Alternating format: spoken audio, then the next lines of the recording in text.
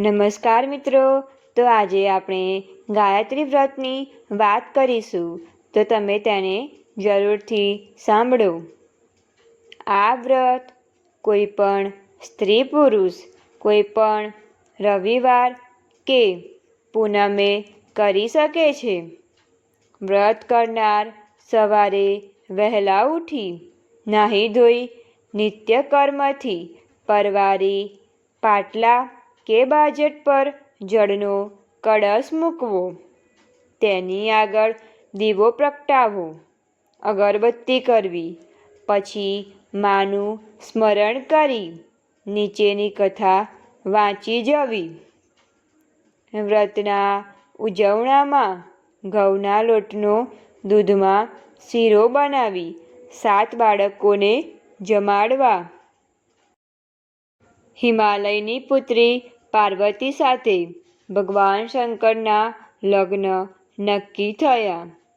હિમાલયે દેવાદગણ, ઋષિમુનિઓ અને સ્નેહીઓને લગ્ન નિમિત્તે પોતાને ત્યાં નિમંત્ર્યા. બધા શુભ દિને ત્યાં આવી પહોંચ્યા.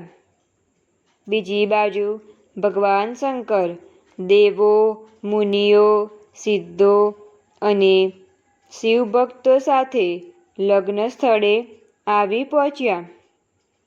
હિમાલયે તેમનું સ્વાગત કરી ઉતારો આપી બધાને પ્રેમપૂર્વક જમાડ્યા. શુભ સમયે પાર્વતીજીને શણગાર સજાવીને વેદી ઉપર બેસાડ્યા. બ્રહ્મા અને વિષ્ણુએ પણ ભગવાન શંકરને વેદી ઉપર બેસાડ્યા.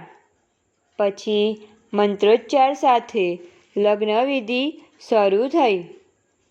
હિમાલય અને તેમના પત્ની મૈનાવતીએ કન્યાદાન કર્યું અને હિમાલયે પાર્વતીના કરકમળને શંકરના હાથમાં સોંપ્યા. આ સમયે ભગવાન શંકરે એવી લીલા કરી કે જેને લીધે ગાયત્રી માતાનો પ્રાદુર્ભાવ થયો. પ્રજાપિતા ભગવાન શંકરની લીલાથી ઇન્દ્રિય નિગ્રહનો ભંગ કરી બેઠા. તેમણે મંગળ ફેરા ફરતા પાર્વતીજીના ચરણની રક્તવર્ણી પાણીને જોતા કામવશ થયા. કામવસ્થાને લીધે તેમનો વીર્ય ભંગ થયો.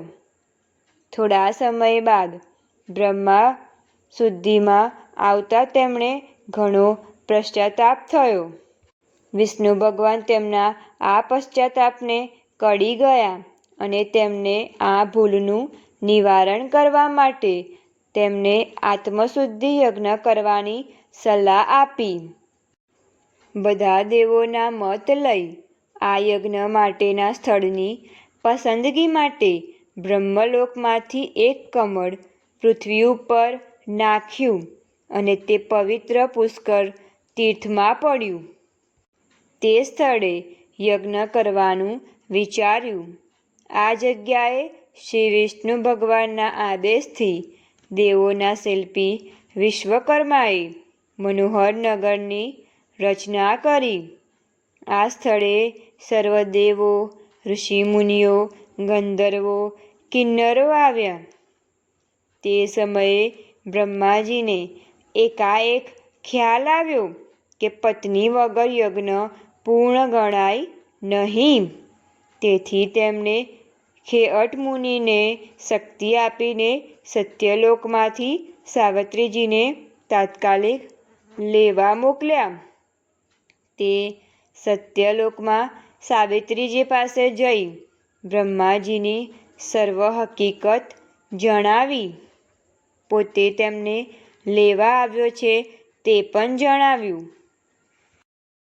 પરંતુ પુત્રી સમાન પાર્વતી સામે કુદ્રષ્ટિ કરનાર બ્રહ્માજી ઉપર રોષે ભરાયેલ સાવિત્રીજી યજ્ઞમાં આવવાનું સ્પષ્ટ ના કહી દીધું. તેથી ખેઅટ મુનિએ એકલા પાછા આવવું પડ્યું. તેમણે બ્રહ્માજીને સઘળી હકીકત જણાવી. આથી બ્રહ્માજીએ એક યુક્તિ વિચારીને દર્ભમાંથી સાવિત્રીજીના આબેહૂબ મૂર્તિ બનાવી. તેમની સ્થાપના કરીને અગ્નિ સ્થાપન કર્યું. પરંતુ યજ્ઞકુંડમાં પતિ પત્નીએ આહુતિ આપવાની હતી. તે સમયે દર્ભની મૂર્તિ કામ ન લાગતા ફરીથી ખેયટ મુનિને સત્યલોકમાં મોકલ્યા. સાવિત્રીજીએ ખેયટ મુનિને મુખે દર્ભની મૂર્તિની વાત સાંભળતા વધુ ગુસ્સે થઈ આવવાની ના પાડી દીધી. આરંભાયેલા યજ્ઞ પૂરો કરવા માટે બ્રહ્માજીએ ના છૂટકે એક સ્ત્રી બનાવીને પ્રગટ કરી, તે જ માં ગાયત્રી. આ રીતે ગાયત્રીને પોતાની સાથે બેસાડીને યજ્ઞ કાર્ય આગળ ચાલુ રાખ્યું. બીજી બાજુ સાવિત્રીજીને આ વાતની ખબર પડી કે બ્રહ્માજીએ દર્ભની નિર્જીવ મૂર્તિમાં પ્રાણ પૂરીને યજ્ઞનું કાર્ય શરૂ કર્યું છે. ત્યારે તે અત્યંત ક્રોધે ભરાઈને યજ્ઞસ્થળે આવી પહોંચ્યા. તે સમયે વિષ્ણુ ભગવાનને સાવિત્રીજીનો આદર સત્કાર કરી તેમને રોષમુક્ત થવા કહ્યું.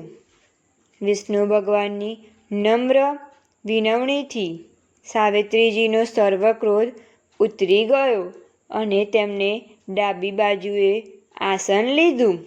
આમ સાવિત્રીજી, બ્રહ્માજી અને ગાયત્રી ત્રણે મળીને યજ્ઞ કાર્ય નિર્વિઘ્ન પૂરું કર્યું.